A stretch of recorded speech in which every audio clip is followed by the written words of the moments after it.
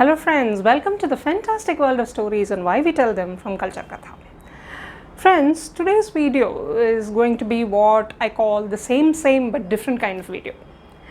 You ask me how? Well, it's going to be about an epic but not the Mahabharata. No, not the Ramayana either. Today's video is going to be about the Tamil epic Silapathikaram.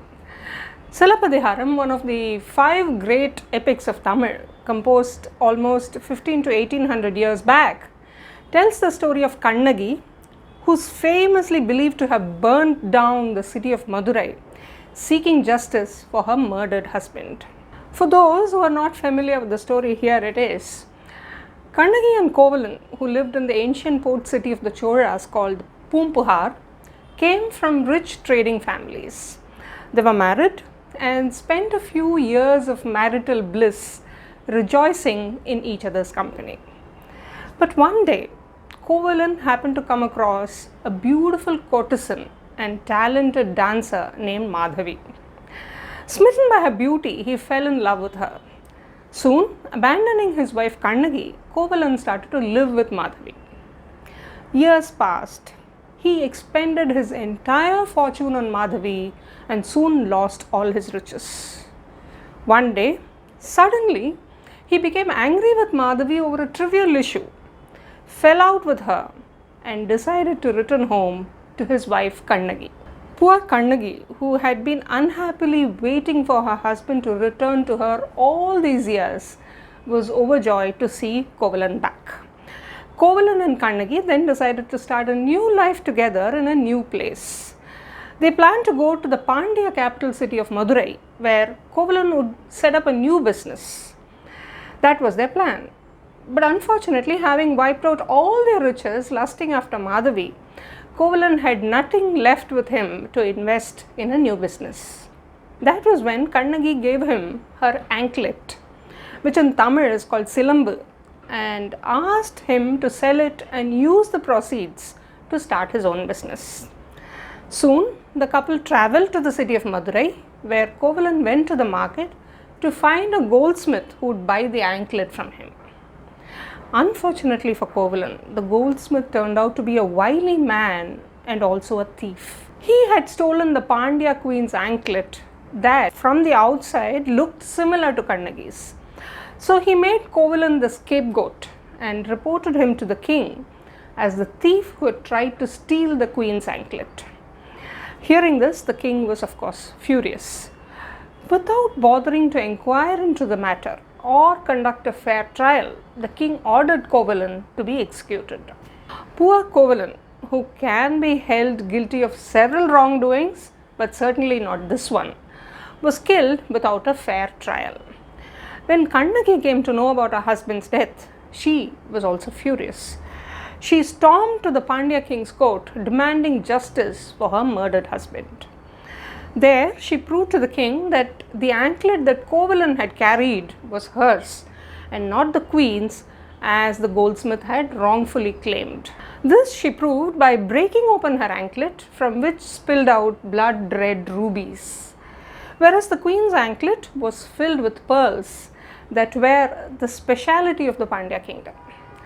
Horrified to see the blood-red rubies falling out of Kannagi's anklet, the Pandya king realized that he had made a horrible mistake by having Kovalan executed.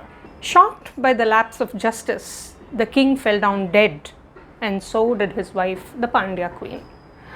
But Kannagi could not be pacified, not yet. Her anger unabated, she plucked out her left breast and threw it at the city of Madurai, and the city burst into flames. Except for the children, women, the aged and the disabled of the city, everyone in the city perished. Kannagi then left the city and started to walk towards the neighbouring Chera kingdom.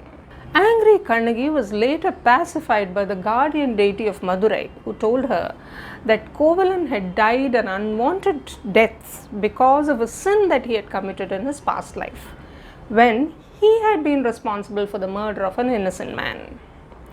Hearing this, Kannagi finally calmed down. The epic story more or less ends here.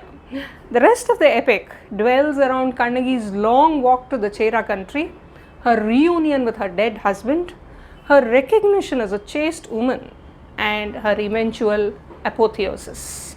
Young simple Kannagi is thus elevated to the position of goddess Kannagi by the people, and Chenguttuvan, the Chera king, who later builds a shrine for her in his country. Friends, Silapathikaram is an amazing story of retribution, righteousness and justice.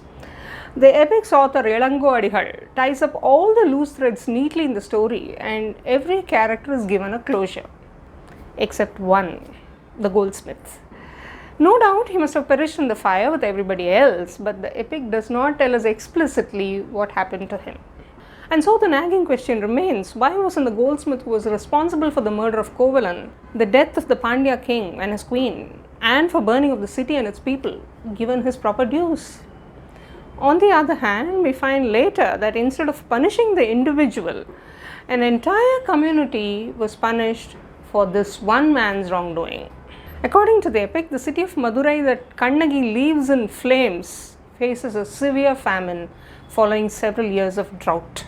In order to bring back the rains, Ilanjiriyan, the successor of the dead Pandya king, sacrifices 1,000 goldsmiths to goddess Kannagi, or Patini as she is often referred to.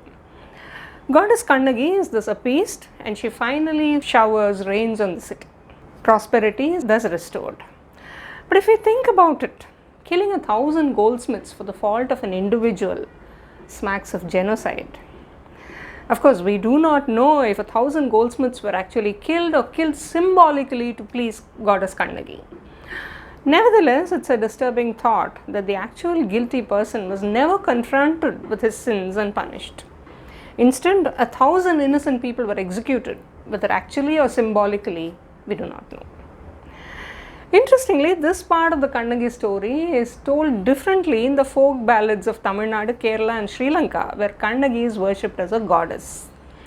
In many of these folk ballads or stories around them, goddess Kannagi appears before the wily goldsmith and kills him. He pleads guilty and begs to be forgiven, but Kannagi does not spare him. And in these stories, the execution of 1,000 goldsmiths is rarely mentioned. And so one finds more appropriate justice being rendered in the folk versions of the epic than in its original. Why is that so? There's also the other nagging question as to why Kannagi burnt the entire city that killed the lives of several innocent people for the fault of one person. The same Kannagi who forgave her husband for leaving her for another woman and destroying all their wealth unleashed such terrible fury when he was killed. Why? I think the answer to these questions lies in understanding the difference between classical and folk literature and what they choose to focus on. Folk literature tends to focus on the here and the now, so it chooses to address the immediate concerns rather than ponder over abstract issues of justice and righteousness.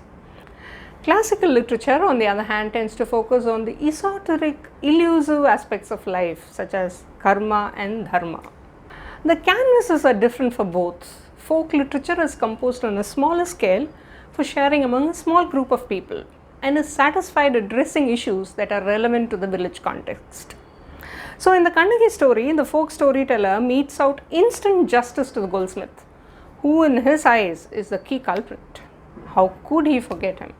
On the other hand, classical literature is mounted on a large canvas and tends to contemplate on the universal questions of life, ponder over cosmic justice, and seeks answers for life's greatest riddles. In doing so, it often tends towards exaggeration.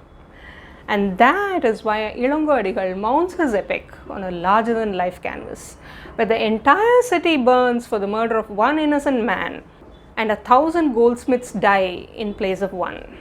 True to this spirit, the epic holds the king, who is the upholder of law and justice, as the key culprit and accountable for the wrongs committed by his subjects, in this case, the goldsmith. So while the folk story focuses on the near view, the epic takes an elevated view. And we, as the Rasika, the audience, need to see both the near and the far to get a deep insight into the Kannagi story and its message. Friends, hope you enjoyed watching today's video. If you did, please do like and share and stay tuned for yet another interesting story. Till then, it's tada, bye bye, take care. Hi.